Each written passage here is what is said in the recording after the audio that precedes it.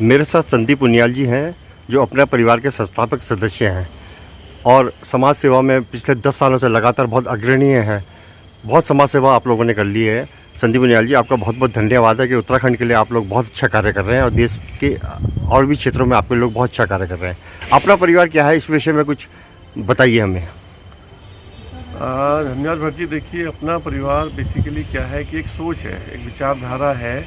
जैसा कि इसका नाम है अपना परिवार, ये आज से 10 साल पहले के हम 2-4 लोगों ने ऐसे बैठे बैठे सोचा था और वो आज एक बहुत बड़ा वट वृक्ष सा बन गया है और इसमें हज़ारों लोग इसमें जुड़ चुके हैं।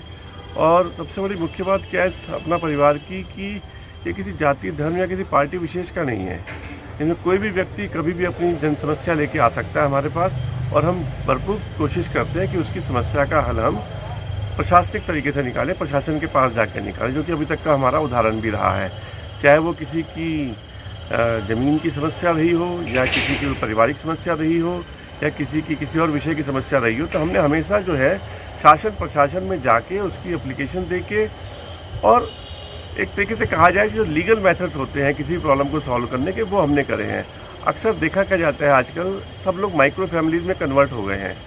बहुत छोटे छोटे परिवार हो गए हैं, लोग बहुत घरों से दूर दूर रहते हैं, आस पड़ोस में कोई किसी को जानता नहीं है। कोई तकलीफ़ दुख हो किसी को तो उसके जो रिश्तेदार, दोस्त, भाई बहन सब दूर दूर होते हैं, कोई हेल्प के लिए बेसिकली नहीं होता। तो बेसिकली हमने एक तरीके से ये हेल्प सेंटर कह लीजिए इसको। अब आपकी कोई भी समस्या हो, कोई भी दुख हो, कोई भी दर्द हो, हमारा अपना परिवार के सभी सदस्य उसमें आपकी सहायता करने के लिए तैयार रहते हैं। और मुख्य बात क्या है कि अभी मुझसे एक मित्र ने एक बार पूछा था कि आपकी सदस्यता की फ़ीस क्या है।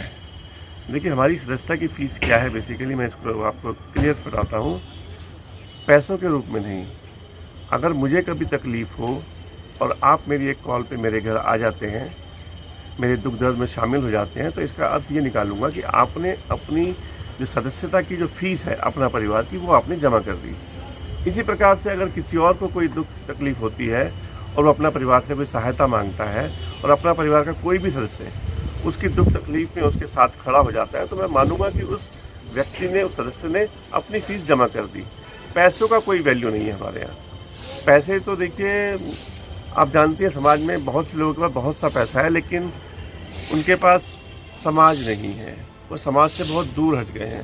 तो मेरा मानना है कि सामाजिक दृष्टिकोण से बहुत ही महत्वपूर्ण है अपना परिवार, और पूरे प्रदेश में नहीं, काफ़ी और जगहों में भी, कई देशों में हमारे सदस्य हैं। संदीप उनियाल जी, एक सवाल लगातार उठ रहा है। आपके कई सदस्यों ने इंटरव्यू में भी आपने कहा है, कई सदस्य ये चाह रहे हैं कि नगर निकाय चुनाव जो एक छोटी इकाई है उत्तराखंड की, जिस उद्देश्य से उत्तराखंड आप लोगों ने और हम लोगों ने बनाया था, जिसमें कई आंदोलनों में मातृशक्ति की बहुत बड़ी भूमिका थी, उत्तराखंड आंदोलन में छात्रों की बहुत बड़ी भूमिका थी, यानी जन जन का आंदोलन था।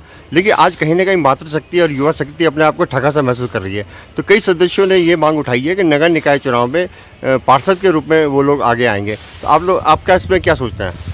देखिए, वैसे तो हमारा जैसा कि नाम है अपना परिवार सामाजिक संगठन, ये संगठन जो है राजनीति से दूर है, राजनीतिक गतिविधियों से हम दूर रहते हैं जनरली। लेकिन देखिए, हमारे जो सदस्य हैं वो पार्ट ऑफ सोसाइटी हैं। जब सोसाइटी का एक हिस्सा है तो राजनीति भी सोसाइटी का हिस्सा है क्या? तो अगर कोई सदस्य हमारा इस क्षेत्र में आगे आना चाहता है और वो चाहता है कि समाज में कुछ करे, तो उसके लिए मैं समझता हूँ कि निकाय चुनाव एक सबसे अच्छा माध्यम रहेगा उसके लिए, और अपना अच्छा जीवन शुरू कर सकता है कि वो सामाजिक दृष्टिकोण से और राजनीतिक दृष्टिकोण से भी। और अगर वो अच्छा व्यक्ति होगा तो मेरी अपील होगी जनता से कि उसको जिताए।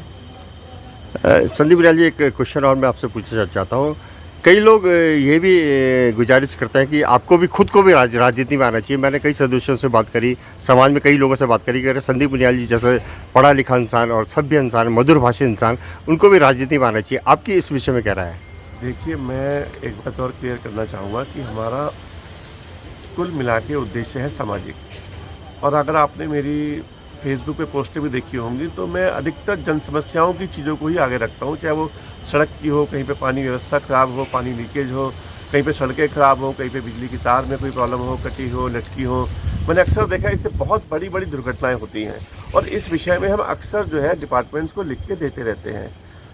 लेकिन होता क्या है, डिपार्टमेंट वाले अक्सर तो हमारी बात सुन लेते हैं, उस पर कार्रवाई भी करते हैं, लेकिन कहीं ना कहीं हमें लगता है कि उसमें राजनीतिक हस्तक्षेप की ज़रूरत महसूस करती है।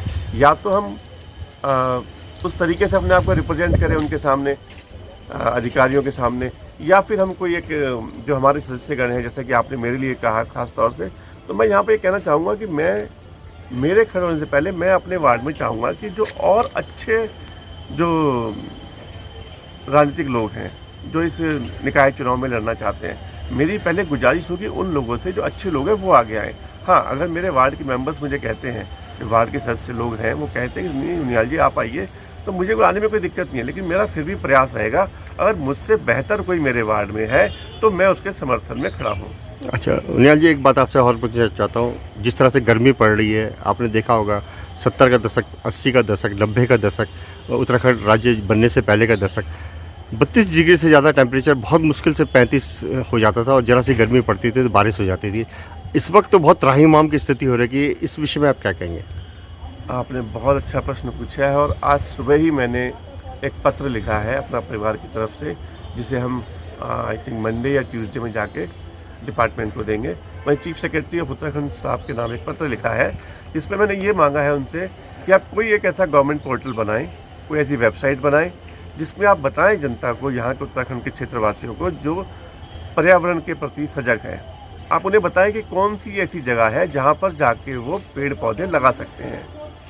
क्योंकि पेड़ पौधे कहीं भी लगा दीजिए, कल को आपका वहाँ पर डेवलपमेंट होता है आप उसे उखाड़ देते हैं, कहीं पर सड़क बननी है, कहीं पर कोई डेवलपमेंट होना है, तो जो भी कुछ डेवलपमेंट होना है और अगर कोई ऐसी जगह है आपके पास जहाँ पे हम पेड़ पौधे उगा सकते हैं तो आप हमें बताइए। मैं ही नहीं, अपना फायदा नहीं, ऐसी बहुत सी संस्थाएं हैं जो चाहती हैं कि उत्तराखंड और देहरादून का जो पर्यावरण है वो पुराने 80 के दशक में वापस आ जाए। इसके लिए मैं चाहूँगा कि सरकार एक पहल करे, अपने किसी गवर्नमेंट पोर्टल में ये बताए कि कहाँ पे हम जो है पेड़ लगा सकते हैं। तो हमारी पूरा जो अपना परिवार के जो हजारों सदस्य हैं वो इस मुहिम में आगे आएंगे और उस जगह को हरा भरा करेंगे, ये हमारा सरकार से वादा है। धन्यवाद संदीप उनियाल जी, धन्यवाद।